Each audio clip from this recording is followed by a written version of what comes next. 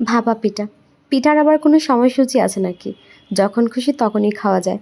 কিন্তু সত্যি কথা বলতে ভিডিওটা অনেক আগের। Hello everyone, welcome to my daily blog.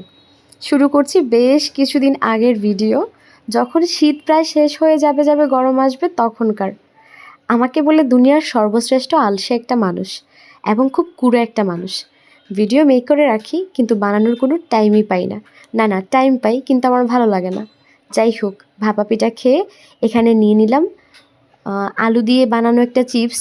Chips না, ঠিক তেলের মধ্যে চুবিয়ে দিয়ে দেয় ব্রেড ক্রাম্বস দিয়ে, আর দুইটা হচ্ছে গিয়ে সস দিয়ে দেয়, একটা টমেটো সস, একটা হচ্ছে গিয়ে হোয়াইট সস। খেয়ে ভেবেছিলাম যে না জানি কত টেস্টি লাগবে, দেখে এরকমই মনে হয়েছিল। কিন্তু সত্যি কথা বলতে তার থেকে আমার বাসার আলু ভাজাই অনেক ভালো। মনে হলো যে বেকার বেকার টাকাটা গেল। আর হ্যাঁ, ঘোরাঘুরির মধ্যে সবচেয়ে যে সুন্দর বিষয়টা, এই মাছগুলো কুমিল্লা ধর্মসাগর পাড়ে একটু গিয়ে বসলেই দেখা যায় যে এই মাছগুলো এসে সুন্দর মতো খেলা শুরু করে দেয়। আর ওদেরকে যদি খাবার দেওয়া যায় তাহলে তো আর কোনো কথাই নাই। দেখতেও বেশ ভাল লাগে। সুন্দর করে এক প্যাকেট পপকর্ন দেওয়া কোনো ব্যাপারই না এরকম মাছের সাঁতার দেখার জন্য। দেওয়াই যায়, তাই না? কি ভালো লাগছে না দেখতে? আমারও বেশ দারুণ লেগেছিল। ধর্মসাগর পার মানেই বিকেলবেলার একটা সুন্দর একটা শান্তি। মসৃণ বাতাসের সাথে যখন চুপচাপ থাকে তখন বেশ ভাল লাগে। বিকেলটা একদম জমে যাওয়ার মতো।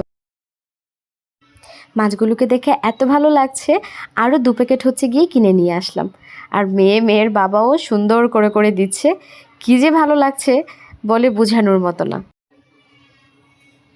কুমিল্লা ধর্মসাগর পাড় মানেই হচ্ছে গিয়ে এই জায়গাটা একটু বসার শান্তি। ধর্মসাগর পাড় বসলে যখন একটু ফাঁকা থাকে, শুক্রবার হলে তো অনেক বেশি ঝামেলা, শুক্রবার ছাড়া অন্য দিনগুলোতে যখন একটু ফাঁকা থাকে তখন বেশ ভালো লাগে। আলতু করে স্নিগ্ধ বাতাস, আর সেই সাথে যদি হয় বিকেল আর চটপটি বা ভেলপুরি, তাহলে আর কি লাগে। নদীর জল তরঙ্গের সাথে সাথে টক জাল মিষ্টি একদম টকটক ফুচকা, ব্যাস আর কিছুই চাই না। ছোট্টবেলার কিছু মেমোরিজ দেখতে দেখতে যখন মাথার উপরে চাঁদ তারাদের আগমন, তখন গুটি গুটি পায়ে বাসায় চলে আসলাম।